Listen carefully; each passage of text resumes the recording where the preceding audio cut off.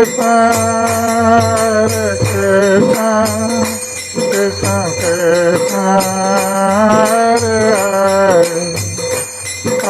Rama, Rama Rama Rama, Hare Hare, Hare Krishna, Krishna। आज यहाँ पर उपस्थित भक्त सज्जन वृंद और मातृवृंद, सर्वप्रथम मैं इस्कॉन जयपुर मंदिर के अध्यक्ष श्रीमान पंचरत्न प्रभु के प्रति अपना आभार व्यक्त करता हूँ कि उन्होंने मुझे यहाँ पर भगवान कृष्ण की कथा सुनाने के लिए अवसर प्रदान किया है। और वैसे तो पंचरत्न प्रभु बहुत बार हमें यहाँ बुलाते हैं, किंतु हम आ नहीं पाते हैं। फिर भी हमने इस बार प्रयास किया कि उनका अनुरोध की रक्षा करें और यहाँ पर कुछ भगवान की कथा प्रारंभ करें। ऐसे तो लॉकडाउन में सभी लोग घर में बंद थे और ये एक बहुत बड़ा अवसर है कि हम एकत्रित होकर एक स्थान पर भगवान की कथा का श्रवण करें।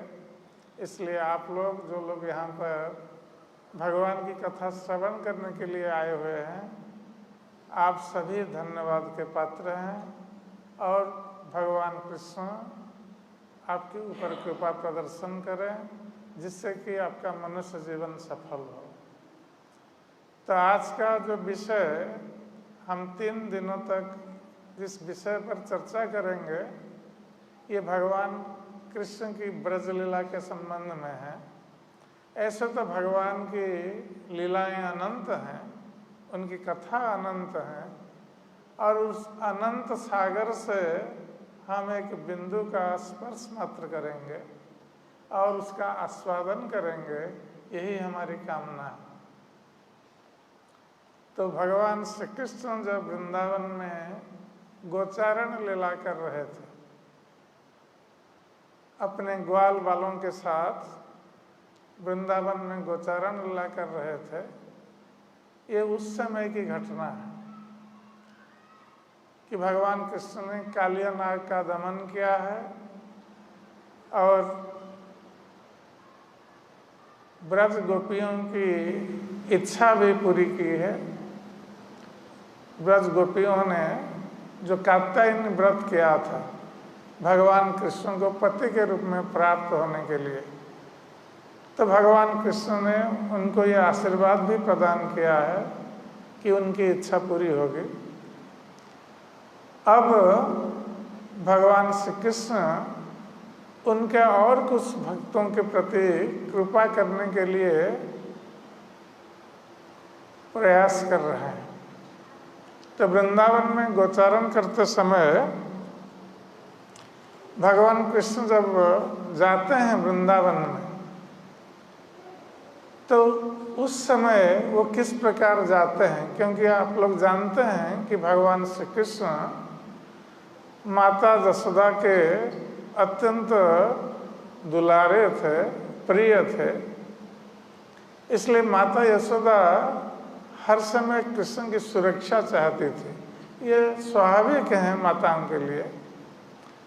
और भगवान कृष्ण जब जाते थे वन में तो गोप बालकगण उनके चारों पास घिर कर रहते थे। ऐसे माता यशोदा ने आदेश दिया था गोप बालकों को कि कृष्ण को छोड़कर तुम लोग कहीं अन्यत्र मत जाना, सदा सर्वदा कृष्ण के साथ रहना वन में। और बलराम जी को भी माता यशोदा ने कहा था कि बलराम तुम कृष्ण के ज्येष्ठ भ्राता हो, इसलिए सदा सर्वदा कृष्ण की रक्षा करना। तो इस प्रकार माता यशोदा की ये व्यवस्था थी कि गोप बालकगण सदा सर्वदा कृष्ण के साथ रहें वन में। तो भगवान कृष्ण जब चलते थे उस समय ये 11 गोपालकों का ये दायित्व था कि ये कृष्ण के साथ साथ कृष्ण के आसपास रहें और किसको कृष्ण के पास जाने में रोकें। इसलिए आगे बरुथप एक गोप कुमार का नाम है, वो आगे चलते थे और कृष्ण के रास्ते में आते हुए जो कांटे हैं, कंकड़ हैं, ये रास्ता साफ करके आगे आगे चलते थे कृष्ण के आगे। और देवप्रस्थ ये कृष्ण के पीछे चलते थे और छाता लेकर चलते थे, कहीं धूप में कृष्ण को कष्ट ना हो इसलिए छाता लेकर चलते थे पीछे पीछे। और 8 गोप जिनका वर्णन आएगा आगे, ये कृष्ण की 8 दिशाओं में कृष्ण को घेर करके रहते थे, घेर करके। और भद्रसेन ये जो 10 गोप बालक हैं इनके मुख्य थे और ये देखभाल करते थे कि सभी गोप बालक कृष्ण के लिए अपने कर्तव्य का निर्वाह कर रहे हैं या नहीं। तो इस प्रकार भगवान कृष्ण वन में गोचारण करने के लिए गोप बालकों के साथ चलते हैं। तो श्री सुखदेव गोस्वामी महाराज परीक्षित के सामने जब भगवान कृष्ण की ब्रज लीलाओं का वर्णन कर रहे हैं तो उस समय श्री सुखदेव गोस्वामी कहते हैं कि अथ गोपै परिवृत्त भगवान देवकी सुतः वृंदावनात् गतो दूरम चारयन् गा साग्रज। तो इस प्रकार गोप बालकों के द्वारा परिवृत होकर भगवान श्री कृष्ण गोचारण करने के लिए वृंदावन से थोड़ी दूर चले गए। वृंदावनात् गतो दूरम चारयन् गा साग्रज। और उनके अग्रज भगवान बलराम के साथ भगवान कृष्ण ये जा रहे हैं वृंदावन में और थोड़ी दूर चले गए। तो उस समय ये ग्रीष्म काल का समय था और ग्रीष्म काल में सूर्य की किरणें बहुत उत्तप्त होती हैं। तो उस समय निदाघ अर्क आतपे तिग्मे छाया भी स्वाभिरात्मन आतपत्रायितान वीक्ष द्रुमनाह ब्रजोकस। तो भगवान कृष्ण ने वृंदावन के वृक्षों को देखा। जब गोप बालकों के साथ वन में गोचारण कर रहे हैं उस समय उन्होंने देखा कि निदाघ अर्क आतप, ये ग्रीष्म काल के जो सूर्य होते हैं ये बहुत उत्तप्त होते हैं। तो इसमें छाया भी स्वाभिरात्मन, कि ये वृक्षगण छाया प्रदान कर रहे हैं। ये स्वाभाविक है कि जब धूप में हम चलते हैं तो हम छाया का आश्रय लेना चाहते हैं, वृक्ष की छाया का आश्रय लेना चाहते हैं। तो ये वृक्ष छाया प्रदान करके हमारा उपकार करते हैं। तो छाया भी स्वाभिरात्मन आतपत्रातायिन वृक्ष द्रुमनाः।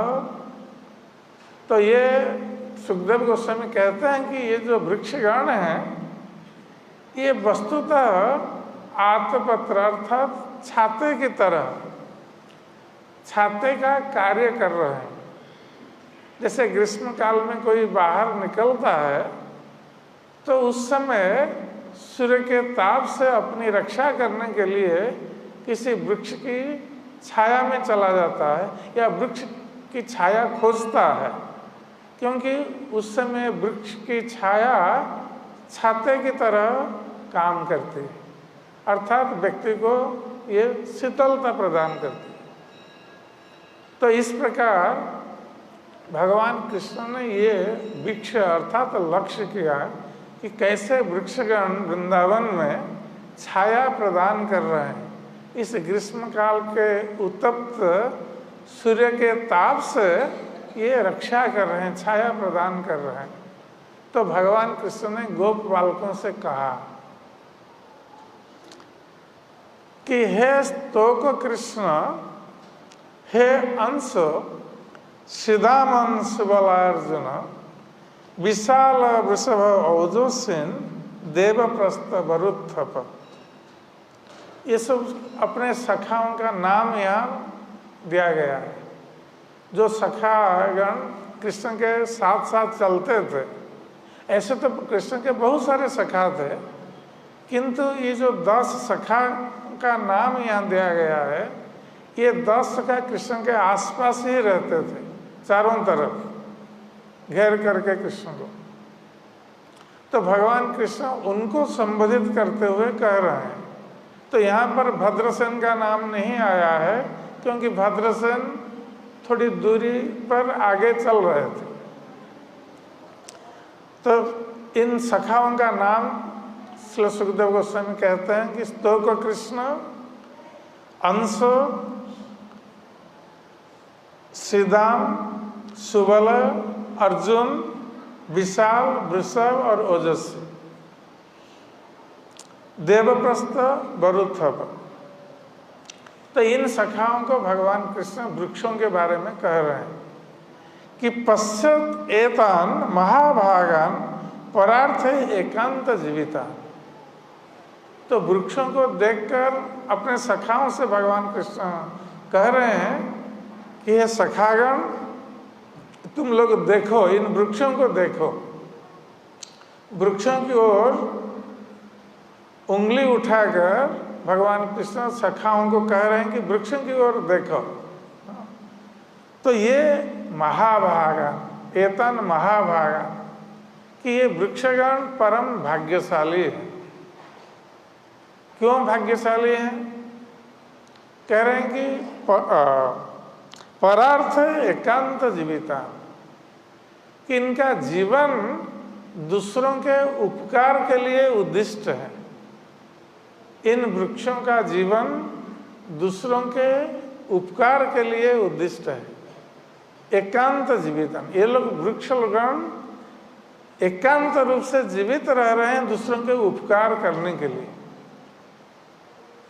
तो भगवान श्री कृष्ण प्रतिदिन गोचारण करने के लिए वृंदावन में आते हैं और प्रतिदिन वृक्ष की छाया भी प्राप्त करते हैं।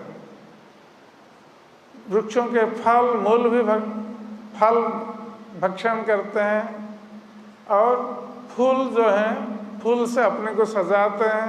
गोप बालकगण भी अपने को सजाते हैं। तो ये प्रतिदिन का कार्य है। किंतु आज भगवान श्री कृष्ण इन वृक्षों की परोपकारिता के संबंध में बता रहे हैं। इसका अर्थ है कि अब भगवान श्री कृष्ण एक लीला करने जा रहे हैं, जिस लीला में वो ऐसे लोगों के संबंध में बताएंगे तो नहीं, दिखाएंगे ऐसे लोगों को जो दूसरों का उपकार नहीं करते। तो इसलिए वृक्षों के संबंध में भगवान श्री कृष्ण बता रहे हैं कि ये कैसे परोपकारी वृक्ष हैं। क्योंकि भौतिक संसार में 2 तरह के प्राणी होते हैं, स्थावर और जंगम। तो जंगम प्राणी जो हैं वो चलते फिरते हैं और स्थावर जो प्राणी है ये चलते फिरते नहीं, जैसे वृक्ष है। तो वृक्ष प्राणी है, उनमें प्राण है, किंतु वो चलते फिरते नहीं, एक स्थान पर खड़े हैं। और बाकी जो पशु पक्षी मनुष्य आदि ये सब चलते फिरते प्राणी हैं, इनको जंगम कहा गया। तो स्थावर जंगम। तो वृक्ष से जो चलते फिरते प्राणी उनको श्रेष्ठ माना गया है, और चलते फिरते प्राणियों में भी मनुष्य को श्रेष्ठ कहा गया है। और मनुष्य में जो परोपकार के लिए जीवन देता है उसको और श्रेष्ठ माना गया है। तो भगवान श्री कृष्ण अब ऐसे कुछ व्यक्तियों के बारे में बताएंगे या उनके आचरण को प्रदर्शित करेंगे जिनका काम होना चाहिए परोपकार, किंतु वो परोपकार नहीं करते। तो इस प्रसंग की उत्थापना के लिए भगवान कृष्ण अब वृक्षों के परोपकारिता के संबंध में वर्णन कर रहे हैं कि ये वृक्ष लोग कैसे सौभाग्यशाली हैं कि दूसरों के लिए जीवन धारण करते हैं। और यही साधुओं का भी स्वभाव होता है कि साधुगण अपने लिए जीवन धारण नहीं करते, ये दूसरों के लिए जीवन धारण करते हैं, दूसरों के उपकार के लिए, दूसरों के कल्याण के लिए जीवन धारण करते हैं। तो उसी प्रकार ये वृक्षगण दूसरों के कल्याण के लिए जीवन धारण करते हैं। तो भगवान श्री कृष्ण कहते हैं परार्थ एकांत जीविता, ये दूसरों के अर्थ में, दूसरों के लिए एकांत रूप से जीवित रहते हैं। और किस प्रकार दूसरों का उपकार करते हैं वृक्षगण? ना वात वर्षा तप हिमन सहंतो वारयन्ति न, ये वृक्षगण इस प्रकार दूसरों का कल्याण करते हैं कि वात वर्षा, कभी आंधी तूफान आती है, कभी वर्षा होती है, और वात वर्षा तप हिमान, और कभी सूर्य के उताप से, और हिम अर्थात जब बर्फ गिरता है।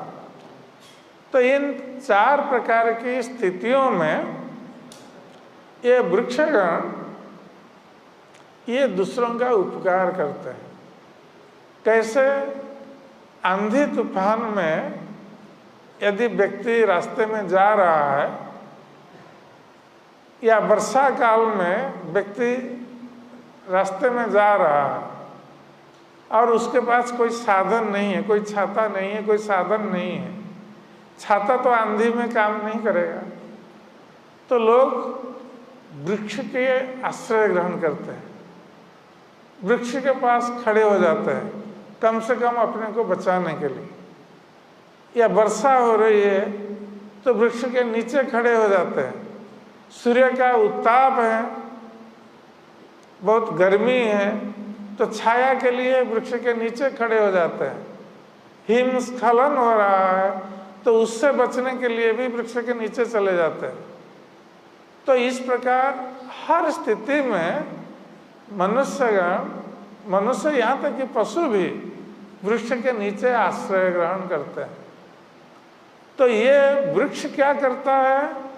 स्वयं आंधी तूफान, वर्षा और सूर्य का ताप और हिमस्खलन आदि को स्वयं सहन करता है। वृक्ष स्वयं सहन करता है, किंतु भगवान कृष्ण कह रहे हैं कि हम लोगों को वारयन्ति, हम लोगों को सहन करने नहीं देता है, हम लोगों को आश्रय प्रदान करता है, इन कष्टों से बचाता है वृक्ष। इसलिए वृक्ष बहुत परोपकारी है, दूसरों का उपकार करता है, स्वयं कष्ट सहन करके दूसरों के कष्टों का निवारण करता है। इसलिए वृक्ष परोपकारी और परम भाग्यशाली है। ये अपना सुख नहीं देखता है वृक्ष, क्योंकि साधारण भौतिक संसार में लोग अपना सुख देखते हैं पहले, दूसरों का सुख नहीं देखते हैं। किंतु जो व्यक्ति अपना सुख ना देखकर दूसरों का सुख देखता है तो वो परम भाग्यशाली व्यक्ति है, वो परोपकारी व्यक्ति है, वो दूसरों का कल्याण चाहता है स्वयं कष्ट सहन करके। पत्र पुष्प फल छाया मूला बलकल दारुवे गंध निर्जास भस्मा स्थित तोक्मयी कामन वितन्वते। अहो ऐसं बर जन्म सर्व प्राणी उपजीविन। तो भगवान कृष्ण कहते हैं, पहले वृक्षों के कल्याणकारी स्वभाव का वर्णन करते हुए भगवान कृष्ण अपने सखाओं से कह रहे हैं कि अहो ऐसं बर जन्म, कि अहो अर्थात ये वृक्षगण, इनका जन्म श्रेष्ठ जन्म है, जबकि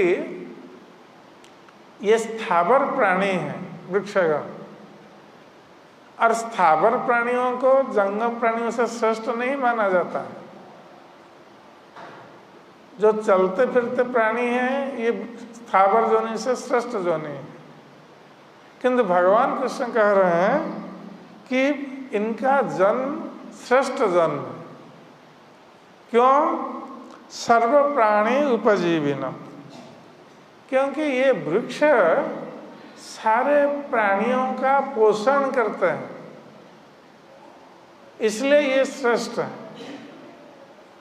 अर्थात प्राणी का किस योनि में जन्म हुआ है वो उतना महत्वपूर्ण नहीं है जितना उसका कर्म महत्वपूर्ण है। व्यक्ति हो सकता है कि एक उच्च कुल में जन्म ले सकता है, किंतु उसका कर्म यदि उच्च कुल के स्वभाव के अनुसार नहीं है तो उसका जन्म व्यर्थ माना जाता है। तो यहाँ पर भगवान कृष्ण कहते हैं कि ये वृक्षों का जन्म यद्यपि नीच जन्म है, नीच योनि में जन्म है, किंतु इनका जन्म श्रेष्ठ जन्म है। इसके माध्यम से अब श्रेष्ठ कुल में जन्म लेने वाले कुछ ब्राह्मणों के संबंध में भगवान कृष्ण बताने जा रहे हैं कि जैसे कोई ब्राह्मण कुल में जन्म लेता है तो ब्राह्मण कुल को श्रेष्ठ कुल माना जाता है और ब्राह्मण जन्म को श्रेष्ठ जन्म माना जाता है। और यदि ब्राह्मण का कर्म नहीं करता हो तो ब्राह्मण कुल में जन्म लेने पर भी उसको श्रेष्ठ नहीं कहा जाएगा। तो जन्म से कोई श्रेष्ठ नहीं होता है, ये कहने का अर्थ है कि जन्म से कोई श्रेष्ठ नहीं होता है, व्यक्ति कर्म से श्रेष्ठ होता है। और यही कारण है कि भगवत गीता में भगवान श्री कृष्ण कहते हैं कि चातुर्वर्ण्यं मया सृष्ट गुण कर्म विभाग स। तो भगवान कृष्ण कहते हैं कि मैंने 4 वर्णों की सृष्टि की है, ब्राह्मण, क्षत्रिय, वैश्य और शूद्र, किंतु ये जन्म के अनुसार नहीं। चातुर्वर्ण्यं मया सृष्ट गुण कर्म विभाग स। जन्म के अनुसार मैं ब्राह्मण, क्षत्रिय, वैश्य, शूद्र नहीं बनाया, गुण और कर्म के अनुसार हमने बनाया। ये भगवत गीता में भगवान कृष्ण कह रहे हैं। अर्थात कोई यदि ब्राह्मण कुल में जन्म ग्रहण करता है किंतु ब्राह्मण का कर्म नहीं करता है या उसमें ब्राह्मण के गुण नहीं है तो उसको ब्राह्मण नहीं माना जाएगा। कोई वैश्य कुल में जन्म लेता है और उसमें ब्राह्मण का गुण है, ब्राह्मण का कर्म कर रहा है तो वो ब्राह्मण पदवाच्य है, क्योंकि गुण और कर्मों के अनुसार ही व्यक्ति ब्राह्मण, क्षत्रिय, वैश्य, शूद्र बन सकता है, केवल जन्म के अनुसार नहीं। किंतु आजकल जैसे लोग जन्म के अनुसार अपने को श्रेष्ठ मानते हैं और कर्म को उतना महत्व नहीं देते। तो भगवान कृष्ण इस लीला में ये स्थापित कर रहे हैं, ये स्थापित करने जा रहे हैं कि कैसे ये वृक्षगण परोपकार करते हैं। यद्यपि ये नीच जन्म उनको प्राप्त हुआ है, स्थावर जन्म, फिर भी ये परोपकार करते हैं, इसलिए इनका जन्म श्रेष्ठ माना गया।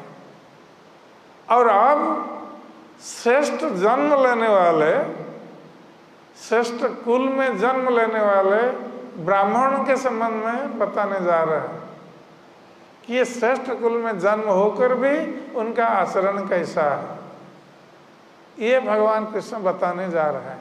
इसलिए वृक्षों की प्रशंसा कर रहे हैं, वृक्षों जन्म की प्रशंसा कर रहे हैं।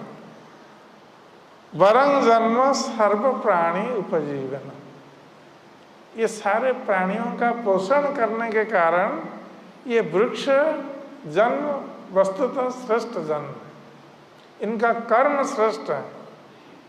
यद्यपि जन्म श्रेष्ठ नहीं है, किंतु वृक्षों का कर्म श्रेष्ठ है। वही लोग वृक्ष जन्म प्राप्त करते हैं जो लोग अपने शरीर का अधिक प्रदर्शन करते हैं। आजकल इसकी होड़ लगी है। इस कलयुग में कौन कितना अपने शरीर का प्रदर्शन कर सकता है, नंगा प्रदर्शन, वो बहुत श्रेष्ठ माना जाता है। तो ये जो लोग शरीर का नंगा प्रदर्शन करते हैं, यही लोग दूसरे जन्म में ये वृक्ष योनि प्राप्त होंगे, स्थावर योनि, ये शास्त्र में बताया गया। तो ये वृक्ष क्या करते हैं, अपने शरीर का प्रदर्शन 100 वर्षों तक, 1000 वर्षों तक करते रहेंगे। जैसे मनुष्य में कर रहे हैं, वृक्ष योनि में करते रहेंगे शरीर का प्रदर्शन, और बात वर्षा ताप आदि सहन करेंगे। ये उनका फल है। तो यहाँ पर भगवान कृष्ण कहते हैं कि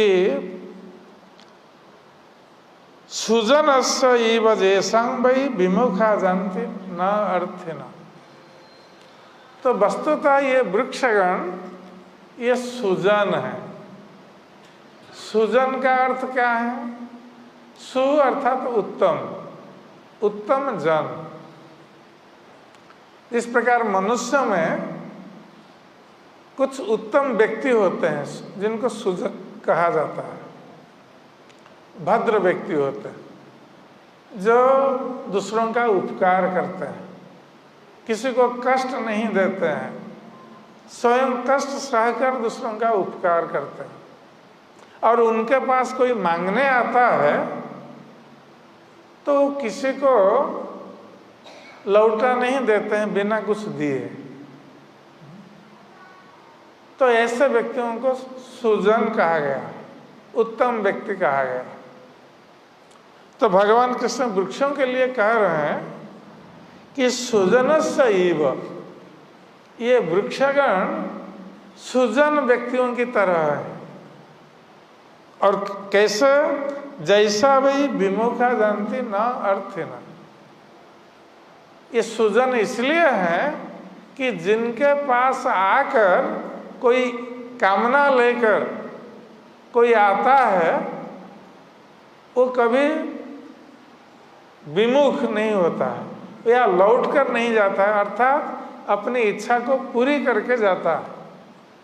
तो जो सुजन व्यक्ति हैं, उनके पास जो कोई व्यक्ति आता है वो अपनी इच्छा को पूरी करके जाता है।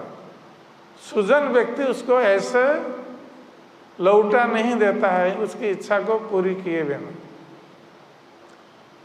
तो ये सुजन व्यक्ति की तरह ये जो वृक्षगण है, इनके पास जो आता है, ये वृक्षगण किसी को निराश नहीं करते। और हम वृक्षों के पास किस लिए जाते हैं? कोई इच्छा लेकर जाते हैं। कोई छाया प्राप्त करने के लिए जाता है तो वृक्ष कभी मना नहीं करते हैं कि तुमको मैं छाया प्रदान नहीं करूँगा। कोई फल प्राप्ति की आशा से वृक्ष के पास जाते हैं, और हम क्या करते हैं? फल प्राप्त होने के लिए वृक्ष के ऊपर हम पत्थर फेंकते हैं या कोई डंडा फेंकते हैं जिससे कि फल नीचे गिरेगा तो हम प्राप्त होंगे। तो हम वृक्ष के ऊपर प्रहार कर रहे हैं और उसके विपरीत वृक्ष हमें फल प्रदान कर रहा है। और यदि भौतिक संसार में हम किस पर प्रहार करें वो हमें कोई पुरस्कार नहीं देगा हम उस पर प्रहार करने लगेंगे। तो ये भौतिक संसार में वृक्ष ही ऐसे प्राणी हैं जब हम उन पर प्रहार भी करते हैं किंतु उसके बदले वो हमें फल प्रदान करता है। तो उसी प्रकार ये वृक्ष केवल फल नहीं देते हैं, अपना पत्र भी देते हैं। हम जाते हैं अपनी इच्छा से तोड़ देते हैं पत्र वृक्ष से, पुष्प फूल भी तोड़ते हैं वृक्ष से। पत्र पुष्प फल छाया मूल बलकल दारु। तो वृक्ष के जितने भी अंश हैं ये सारे अंश मनुष्यों के उपकार में आता है। तो वृक्ष से हम छाया प्राप्त करते हैं, उसके साथ वृक्ष का मूल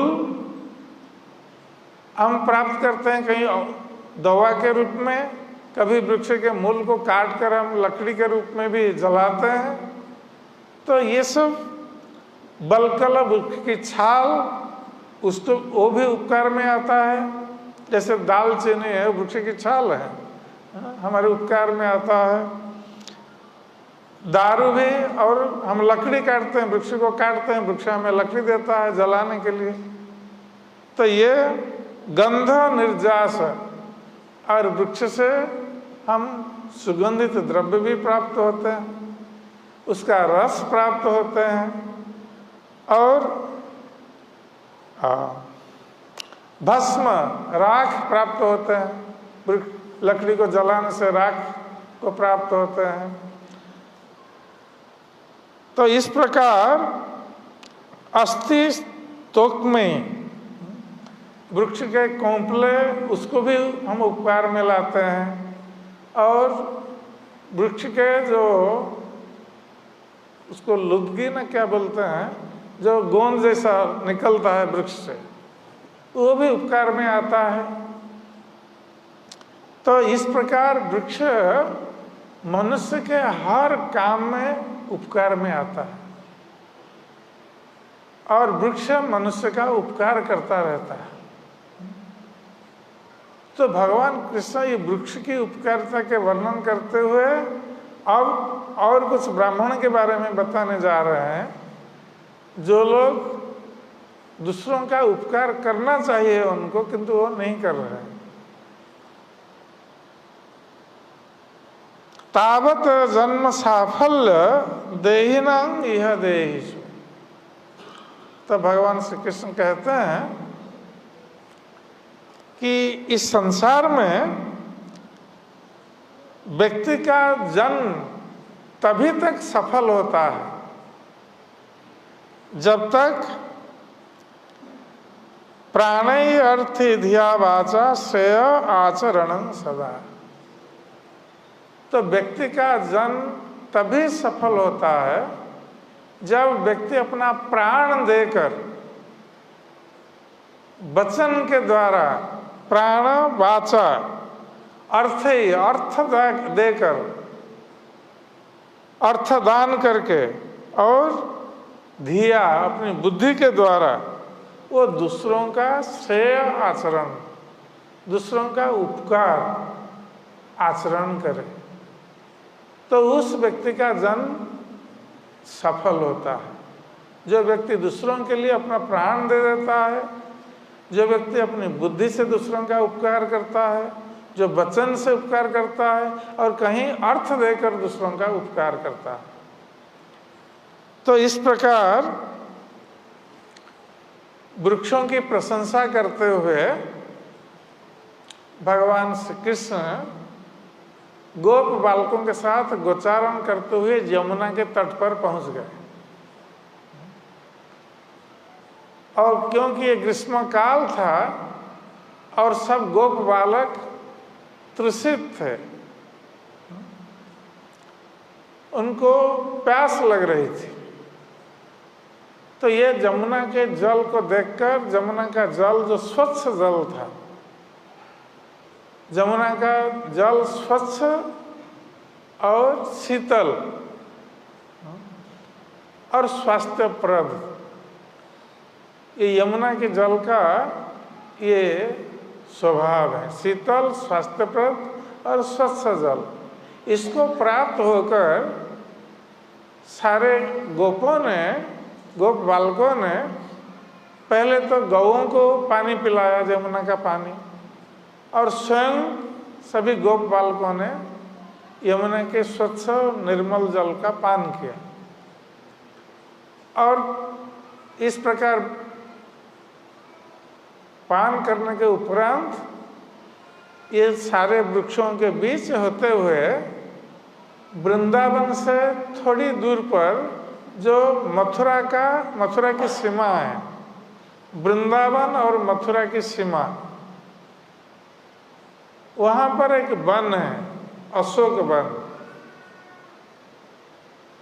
आप वहाँ पर जाएंगे जहाँ अक्रूर घाट है, अक्रूर घाट मथुरा वृंदावन की सीमा है।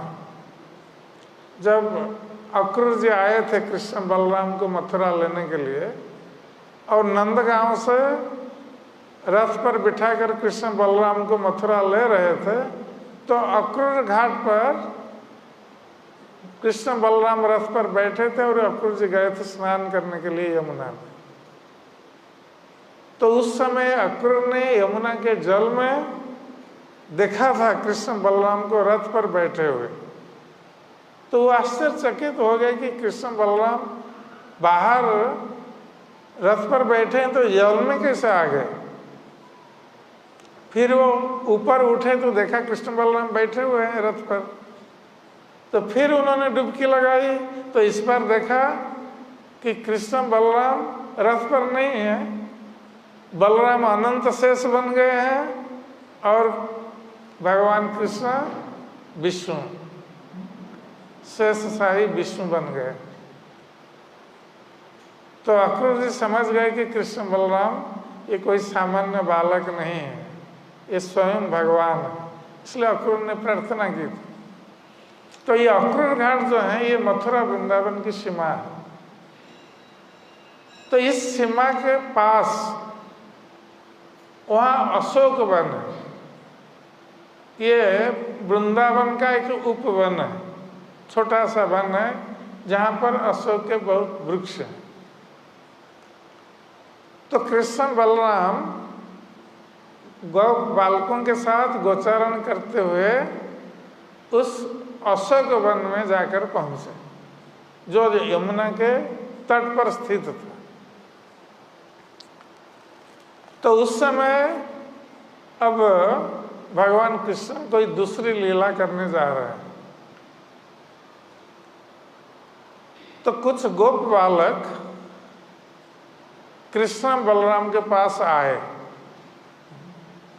क्योंकि अभी अभी ग्रीष्म काल में वो गोचारण करते हुए वृंदावन में भ्रमण कर रहे थे और तृषित थे, बहुत प्यासे थे। तो जमुना के जल उन लोगों ने पान किया है, अब उनको भूख लगने लगी। जब अशोक वन में आ गए उनको भूख लगने लगी है। तो उस समय ये गोप बालक कृष्ण बलराम के पास आए। आकर उन लोगों ने कृष्ण बलराम से कहा कि राम राम महाबाहो कृष्ण दुष्ट निर्वहण। तो पहले गोप बालकों ने कृष्ण बलराम की प्रशंसा की कि राम राम महाबाहो, यहाँ राम अर्थात बलराम। तो बलराम को संबोधित करते हुए गोप बालकगण कह रहे हैं कि हे बलराम, आप महाबाहु, महाबाहु विशाल बाहु, विशाल भुज, अर्थात आप बहुत बलशाली हैं। बलराम ने वृंदावन में कई असुरों का भी वध किया है, प्रलंबासुर और धेनुकासुर जैसे असुरों का। कृष्ण ने तो और कई असुरों का वध किया है। तो ये कृष्ण बलराम दोनों ने खेल खेल में सारे असुरों का वध किया है। बचपन में, और किसी अस्त्र शस्त्र का सहारा नहीं लिया। वृंदावन में कृष्ण ने किसी अस्त्र का सहारा नहीं लिया। जब मथुरा द्वारका आए तब उन्होंने चक्र का व्यवहार किया है, किंतु वृंदावन में चक्र का व्यवहार नहीं किया। तो खेल खेल में असुरों का वध किया है। तो ये गोपालकन कह रहे हैं कि राम राम महाबाहो, कि हे बलराम आप महान शक्तिशाली हैं और कृष्ण दुष्ट निर्वहन, और हे कृष्ण आप दुष्टों का विनाश करने वाले हैं। तो ये कहने का अर्थ है क्या? ये तो कृष्ण बलराम को केवल ऐसे भी संबोधित कर सकते थे गोप बालक, क्योंकि ये सब सखा थे, किंतु उनके गुणों की प्रशंसा कर रहे हैं गोप बालक, कि आप महाबाहु हैं, बलशाली हैं, आप दुष्टों का विनाश करने वाले हैं। तो ऐसा क्यों कह रहे हैं? आप कोई दुष्ट वृंदावन में आया क्या, कोई असुर जिसका विनाश करने गोप बालकगण कह रहे हैं? तो कहते हैं ऐसा वही बाधते खित न तत्शांति कर्तुम अहर्थ। तो गोप बालकों ने कहा कृष्ण बलराम से, पहले कहा तो आप दुष्टों के विनाश करने वाले हैं, आप परम शक्तिशाली हैं, और अब कह रहे हैं कि हमें क्षुधा बाधा दे रही, कष्ट दे रही, अर्थात हमें भूख लगी है, यही कह रहे हैं कि क्षुधा हमें कष्ट दे रही है, और इससे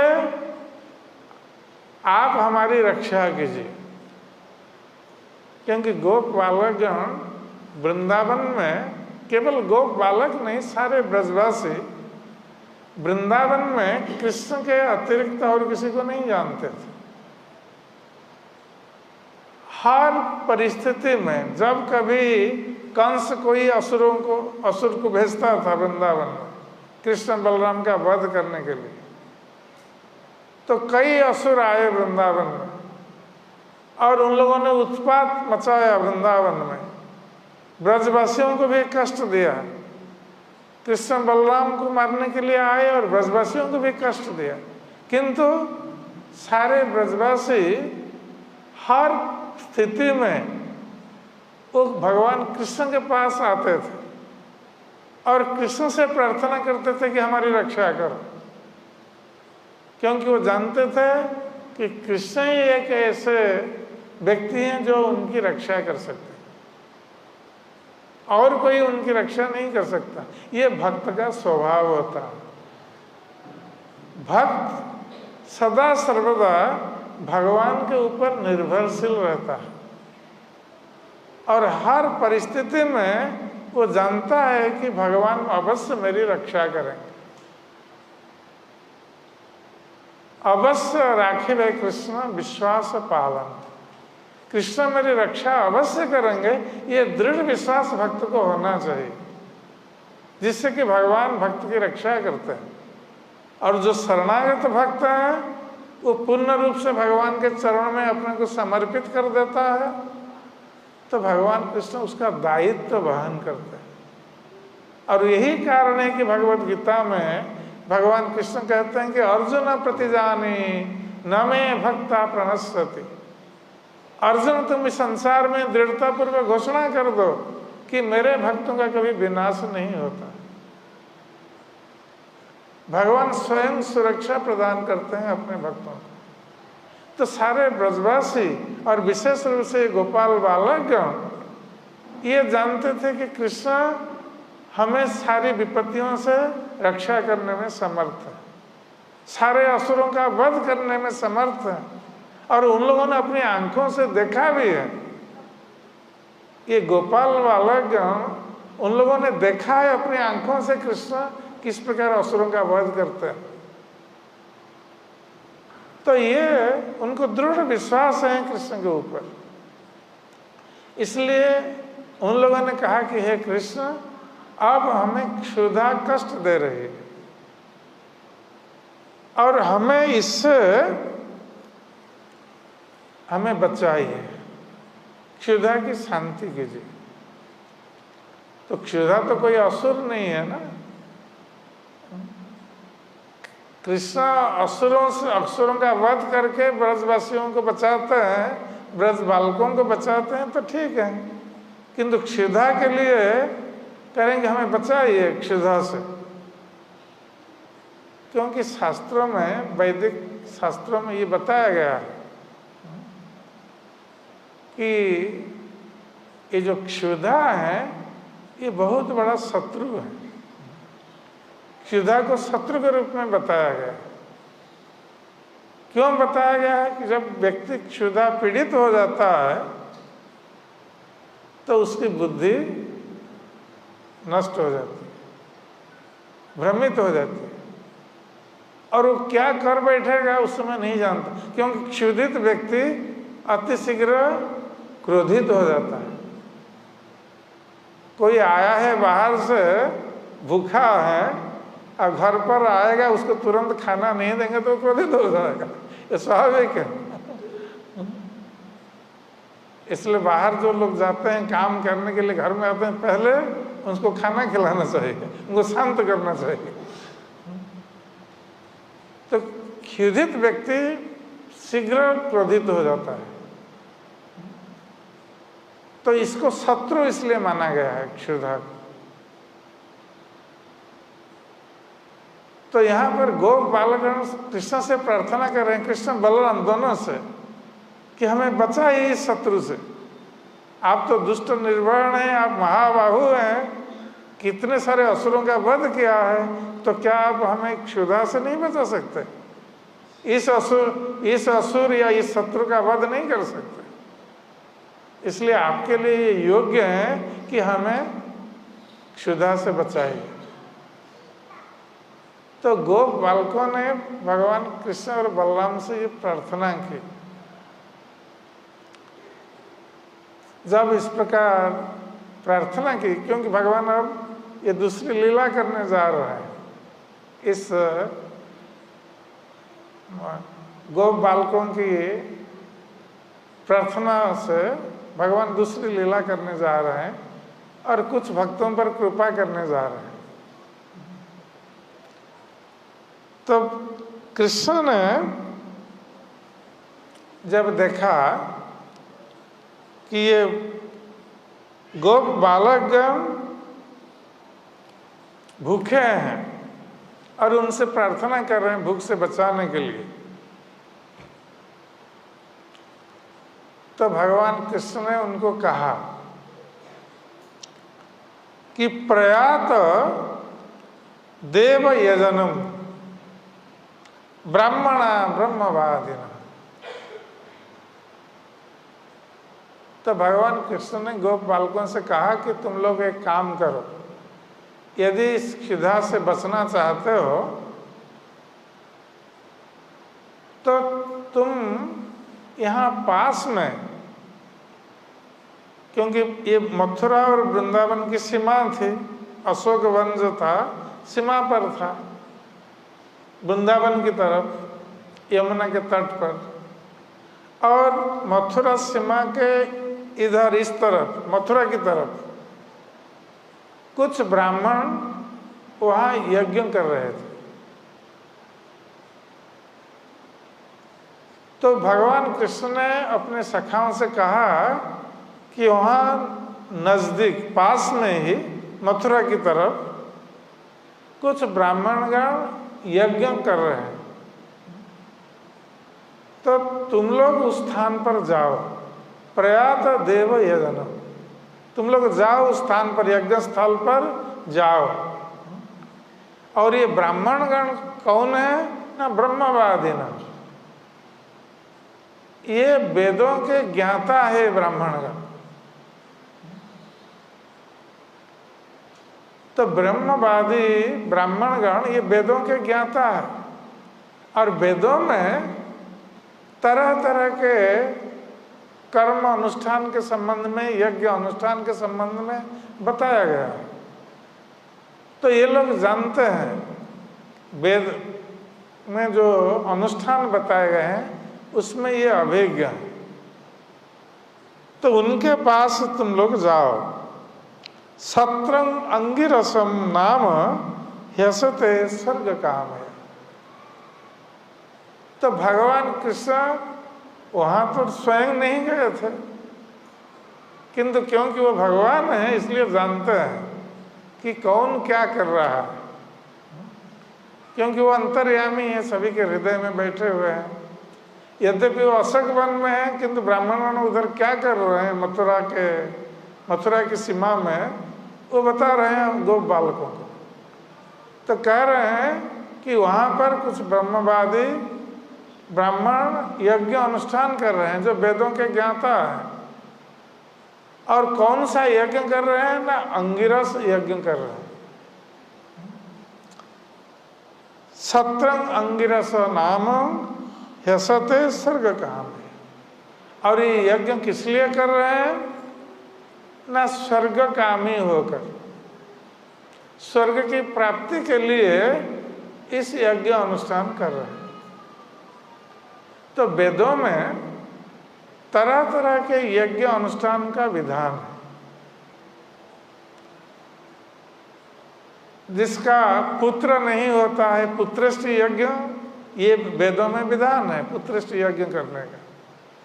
जैसे महाराज ये दशरथ ने पुत्रष्ट यज्ञ अनुष्ठान किया था, जिसके बाद भगवान रामचंद्र, भरत, लक्ष्मण और शत्रुघ्न आविर्भूत हुए। तो उसी प्रकार अंगिरस नामक यज्ञ वेदों में इसका वर्णन है, जिस यज्ञ अनुष्ठान करने पर व्यक्ति स्वर्ग को प्राप्त होता है उसके फल स्वरूप। तो इस प्रकार वेदों में कई तरह के यज्ञ अनुष्ठान सब बताए गए। और ये द्वापर युग की बात है, क्योंकि भगवान कृष्ण उस समय लीला कर रहे थे। किंतु कलयुग में ये यज्ञ अनुष्ठान सफल नहीं है। यद्यपि वेदों में सारे यज्ञ अनुष्ठानों का वर्णन है, और कलयुग में देखा जाता है कि लोग यज्ञ अनुष्ठान आदि करते भी हैं, किंतु ये यज्ञ अनुष्ठान सफल नहीं होता। क्योंकि प्राचीन काल में जो यज्ञ अनुष्ठान होते थे उसमें स्वयं देवता लोग प्रत्यक्ष रूप से आविर्भूत होते थे उस यज्ञ अनुष्ठान में। कभी ब्रह्मा, शिव और भगवान विष्णु भी आविर्भूत होते थे यज्ञ स्थल पर। तो उन यज्ञों में शक्ति थी, लोग फल को प्राप्त होते थे। किंतु कलयुग में यद्यपि वेदों में यज्ञों का वर्णन है, फिर भी कलयुग में यज्ञ अनुष्ठान विफल है। यज्ञ अनुष्ठान काम नहीं कर रहे हैं। क्या कारण है कि यज्ञ अनुष्ठान में जो मंत्र उच्चारण किया जाता है, वेद मंत्र, उस मंत्र को सही ढंग से उच्चारण करने के लिए कलयुग में उपयुक्त ब्राह्मण नहीं है, जिसके कारण उन मंत्रों का फल प्राप्त नहीं होता। मंत्र वही है वेदों में, किंतु मंत्र का फल प्राप्त नहीं होता, क्योंकि उसको ठीक ढंग से उच्चारण करने के लिए ब्राह्मण नहीं है। तो ये यज्ञ इसलिए कलयुग में विफल है।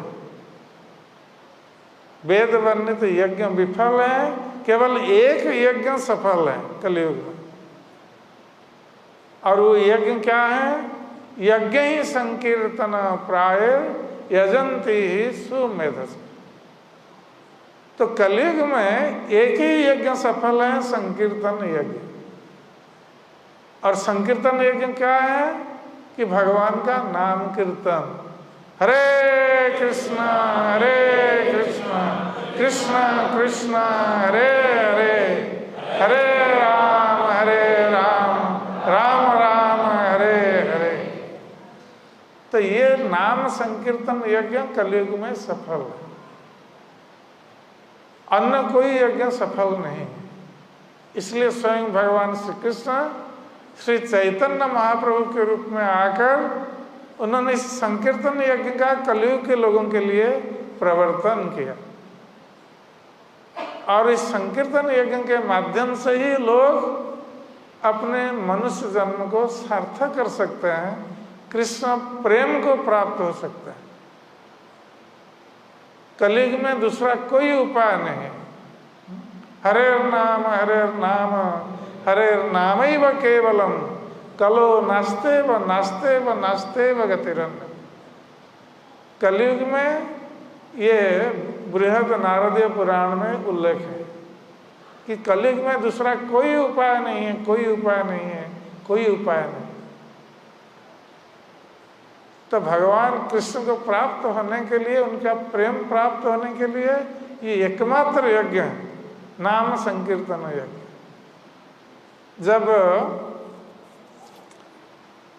बलि महाराज के यज्ञ में भगवान वामन देव आए, हम लोग जानते हैं कि किस प्रकार भगवान वामन देव ने बलि महाराज से त्रिपाद भूमि मांगकर उनका सर्वस्व अपहरण कर लिया, और उसके बदले बलि महाराज को स्वर्ग से भी बढ़कर ऐश्वर्यशाली सुतल लोक को प्रदान किया। अब बलि महाराज सुतल लोक में रह रहे हैं, जो स्वर्ग से भी अधिक ऐश्वर्यशाली है, और दूसरे मनंतर में बलि महाराज स्वर्ग के इंद्र बनेंगे। भगवान ने ये वरदान दिया है। तो बलि महाराज अभी भी प्रतीक्षा कर रहे हैं सुतल लोक में दूसरे मनंतर में इंद्र बनने के लिए। और स्वयं भगवान वामन देव बलि महाराज के द्वारपाल के रूप में वहां बलि महाराज को सुरक्षा भी प्रदान कर रहे हैं। तो भगवान को दान देकर, सर्वस्व दान देकर बलि महाराज ने भगवान को अपना बना लिया। कभी कभी लोग सोचते हैं कि मैं तो, शुक्राचार्य ने भी बताया था बलि महाराज को, आप सब कुछ दे देंगे, ये तो विष्णु आए हैं छल से, तुम्हारा सब कुछ हरण कर लेंगे और तुम्हारा सब कुछ चला जाएगा, तुम मूर्ख कैसे बचेगा, क्या खाएगा, तुम्हारा लालन पोषण कैसे होगा। किंतु बलि महाराज ने सुना नहीं अपने गुरु की बात। उन्होंने कहा कि यदि भगवान स्वयं विष्णु आए हुए हैं मुझसे मांगने के लिए, तो ये तो मेरा परम सौभाग्य है कि जो कुछ भी भगवान ने मुझे दिया है, यदि ये सारे धन उनके चरणों में मैं समर्पित कर देता हूँ, ये तो मेरा परम सौभाग्य है। और आप गुरु बनकर मुझे मना कर रहे हैं इस कार्य के लिए। बलि महाराज ने नहीं सुना, अपना सर्वस्व अर्पित कर दिया भगवान के चरणों में, और उसके बदले भगवान ने उनको ये सब प्रदान किया, स्वर्ग से भी बढ़कर ऐश्वर्य। ये भगवान को दान देने का फल है। तो ये ऐश्वर्य प्रदान किया भगवान ने, और स्वयं उनके द्वारपाल बन गए। बलि महाराज ने संपूर्ण जब समर्पण किया उनके चरणों में, तो बलि महाराज का जो यज्ञ चल रहा था वो भंग हो गया इस कारण। तो शुक्राचार्य से बाद में भगवान वामन देव ने पूछा कि शुक्राचार्य जी, आप तो बलि महाराज का यज्ञ अनुष्ठान कर रहे थे और मेरे कारण यज्ञ भंग हो गया है, तो अब ये बलि महाराज का यज्ञ कैसे पूर्ण होगा, आप बताइए कैसे पूर्ण होगा। तो शुक्राचार्य ने उस समय कहा था कि हे प्रभु, आपके नाम संकीर्तन से ये यज्ञ पूरा हो सकता है। इसलिए कोई भी व्रत अनुष्ठान है उसमें कुछ कमी रह सकती है, यज्ञ अनुष्ठान में कमी रह सकती है, किंतु जब नाम संकीर्तन होता है उस स्थान पर, तो सब कुछ पूर्ण हो जाता है। तो ये नाम संकीर्तन इसलिए ये कलयुग में बहुत प्रभावशाली है। और श्री चैतन्य महाप्रभु ने सारे भारतवर्ष में नाम संकीर्तन का प्रवर्तन किया और उन्होंने भविष्यवाणी की थी, पृथ्वी ते आछे जात नगर आदि ग्राम सर्वत्र प्रचार है वे मेरा नाम। समग्र पृथ्वी में जितने नगर और ग्राम हैं सर्वत्र मेरे नाम का प्रचार होगा। और उस भविष्यवाणी को हमारे अंतर्राष्ट्रीय श्री कृष्ण भावनामृत संघ के संस्थापक आचार्य श्रील प्रभुपाद जी महाराज ने सफल किया। समग्र विश्व में प्रति नगर ग्राम में हरिनाम संकीर्तन का प्रवर्तन किया, लाखों लोगों को कृष्ण का भक्त बनाया और उनके जीवन में परिवर्तन कर दिया। तो ये चैतन्य महाप्रभु की कृपा और श्रील प्रभुपाद की कृपा से आज हम ये अवसर प्राप्त हो रहे हैं, भगवान कृष्ण की सेवा करने का अवसर, उनको प्राप्त होने का अवसर। तो ये संकीर्तन यज्ञ ये परम शक्तिशाली है। तो भगवान श्री कृष्ण इसलिए कह रहे हैं कि 17 अंगिरस नाम यशते स्वर्ग कामया। तो ये ब्राह्मणगण ये अंगिरस यज्ञ अनुष्ठान कर रहे हैं, किंतु किस लिए कर रहे हैं? न स्वर्ग काम है। ये स्वर्ग की कामना से ये संकीर्तन यज्ञ अनुष्ठान कर रहा है। तो ये स्वर्ग कामना ये बहुत बड़ी अच्छी कामना नहीं है। संसार में साधारण तो लोग जानते हैं कि किसी की मृत्यु हो गई, साधारण रूप से लोग बोलते हैं कि उसका स्वर्गवास हो गया, क्योंकि लोग साधारण रूप से जानते हैं कि स्वर्ग ही अंतिम गति है। किंतु वस्तुतः यह सत्य नहीं है। स्वर्ग अंतिम गति नहीं है या श्रेष्ठ गति भी नहीं है। भगवान श्री कृष्ण कहते हैं कि जो लोग स्वर्ग को प्राप्त होते हैं अपने पुण्य बल से, क्षीणे पुण्य मर्त्य लोकम विशन्ति। जब उनका पुण्य क्षीण हो जाता है, स्वर्ग सुख भोगने के बाद पुनः ये मर्त्य लोक में आते हैं, फिर यहाँ जन्म लेते हैं। तो स्वर्ग में भी कोई स्थायी रूप से रह नहीं सकता, स्वर्ग सुख भी स्थायी रूप से भोग नहीं सकता। जब तक पुण्य फल है स्वर्ग सुख भोगेगा, फिर नीचे गिरेगा। आब्रह्म भुवनालोका पुनरावर्तिनो अर्जुन।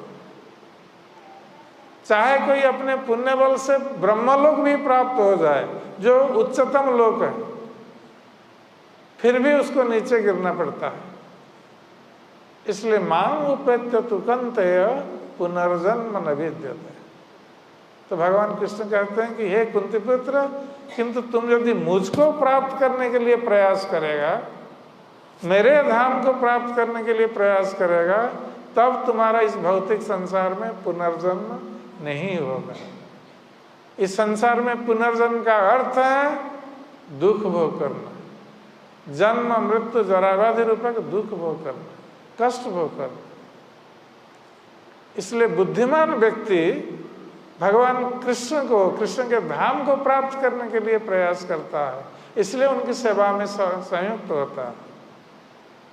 किंतु जो बुद्धिमान नहीं है ये स्वर्गकामी होते हैं, पुण्य कर्म करके कुछ स्वर्ग प्राप्त करना चाहते हैं, जो क्षणिक है, अल्प समय के लिए वो सुख। तो भगवान कृष्ण कह रहे हैं कि ब्राह्मणगण यद्यपि वेदवादरता, वेदज्ञ ब्राह्मण हैं, फिर भी ये स्वर्गकामी होकर ये अंगिरस यज्ञ अनुष्ठान कर रहे हैं। इसका अर्थ है कि ये इतने बुद्धिमान नहीं है। ब्राह्मण होने पर भी ब्राह्मण को बुद्धिमान होना चाहिए। ब्रह्मं जानाति इति ब्राह्मण, जब भगवान को जानेगा परम ब्रह्म को जानेगा वो ब्राह्मण पदवत्स है। केवल ब्राह्मण कुल में जन्म लेने पर कोई ब्राह्मण नहीं बनता। उसको ब्रह्मम जानाति इति ब्राह्मण, ब्रह्म को जब जानेगा तब वो ब्राह्मण पदवत्स होगा, अर्थात भगवान को जानना चाहिए। और भगवान कृष्ण भगवत गीता में कहते हैं वेदेश सर्वेर अहं एव वेद्य, समग्र वेदों में मैं ही केवल जानने योग्य हूं। तो ये ब्राह्मणगण वेद में अभिज्ञ हैं, किंतु वेद के उद्देश्य क्या है इसको नहीं जानते। भगवान कृष्ण कहते हैं कि सारे वेदों का मैं ही लक्ष्य हूं, मुझे जानना ही वेदों का मर्म है। किंतु ये ब्राह्मण भगवान कृष्ण को नहीं जानते। ये वेदों से कुछ कर्म कांड का उल्लेख है, इससे अंगिरस यज्ञ का अनुष्ठान कर रहे हैं जिससे कि वो स्वर्ग को प्राप्त हो जाए। जो स्वर्ग सुख अल्पकाल के लिए, ये स्थायी नहीं है, इसलिए ये इतने बुद्धिमान ब्राह्मण नहीं है। तो भगवान कृष्ण कह रहे हैं कि ऐसे ब्राह्मणगण ये अंगिरस यज्ञ कर रहे हैं, तो तुम लोग उनके पास जाओ। सत्रंग अंगिरस नाम ध्यासते स्वर्ग कामया। तो उनके पास जाकर क्या करना है भगवान कृष्ण बता रहे हैं कि तत्र गत्वा ओदनं गोपा जाचत अस्मत् विसर्जिता। तो उन लोगों के पास जाना है, गोपगण, उन ब्राह्मण के पास जाना जो अंगिरस यज्ञ अनुष्ठान कर रहे हैं, और उनसे कुछ अन्न मांगना। तो यहाँ अन्न अर्थात जिसको भात बोलते हैं, तो इनसे कुछ अन्न मांगना। ओदनम, क्योंकि यज्ञ स्थल पर वहाँ सब व्यंजन, तरह तरह के व्यंजन प्रस्तुत होते हैं भोजन के लिए। तो भगवान कृष्ण ने कहा कि तुम लोग जाओ, वहाँ यज्ञ अनुष्ठान हो रहा है, तो वहाँ भोजन बना होगा, तो तुम लोग जाकर उनसे मांगना, ब्राह्मणों से। और उनसे ये बोलना कि अस्मत् विसर्जिता, कि हम दोनों, कृष्ण और बलराम, कृष्ण ये नहीं करेंगे ये मैं भेज रहा हूँ, ये बोलना नहीं, हम दोनों ने भेजा है, बलराम और हम दोनों ने तुम लोगों को भेजा है उस यज्ञ स्थल पर कुछ अन्न मांगने के लिए। तत्र गत्वा ओदनं गोपा याचत अस्मत् विसर्जिता कीर्तयन्तो भगवत आर्जस्य मम चाभिधाम। तो तुम लोग जाकर ब्राह्मणों से कहना कि हम दोनों ने भेजा है, और विशेष रूप से हमारे ज्येष्ठ भ्राता बलराम जो कि भगवान है, कृष्ण कह रहे हैं कि जो भगवान है, क्योंकि बलराम कृष्ण के प्रथम विस्तार रूप हैं। भगवान कृष्ण स्वयं भगवान, वो अपने से अनेक हो सकते हैं और अनेक से एक हो सकते हैं। तो भगवान कृष्ण का प्रथम विस्तार रूप बलराम जी है। बलराम से फिर चतुर्विह अवतार आते हैं, वासुदेव, संकर्षण, प्रद्युम्न, अनिरुद्ध। तो इस प्रकार उनका विस्तार चलता रहता है। तो भगवान विष्णु भी कृष्ण के विस्तार रूप है। वस्तुतः बलराम और महासंकर्षण इनके विस्तार रूप है। तो भगवान कृष्ण कह रहे हैं कि जाकर हमारे ज्येष्ठ भ्राता बलराम भगवान के संबंध में ब्राह्मणों को बताना, और कीर्तयन्तो भगवतो आर्जस्य मम चाभिधाम, और मेरा भी नाम लेना, दोनों का नाम लेना। क्योंकि भगवान कृष्ण जानते थे कि ये जो ब्राह्मण गण है ये भक्त नहीं है, ये इनको वेदों का ज्ञान है, ये यज्ञ अनुष्ठान कर रहे हैं, वेद मंत्रों का उच्चारण कर रहे हैं, किंतु ये नहीं जानते हैं कि कृष्ण बलराम भगवान है। जबकि पास में रह रहे हैं मथुरा में, और कृष्ण बलराम वृंदावन में लीला कर रहे हैं। और कृष्ण बलराम जो वृंदावन में लीला करते थे, ये समाचार तो मथुरा जाता होगा निश्चित रूप से, ज्यादा दूरी नहीं है मथुरा की। और अक्रूर जो आए थे उनको पता था कृष्ण बलराम भगवान है, किंतु ये ब्राह्मणगण जो वेदों का अध्ययन करते हैं, यज्ञ अनुष्ठान करते हैं, उनको पता नहीं कि कृष्ण बलराम भगवान है।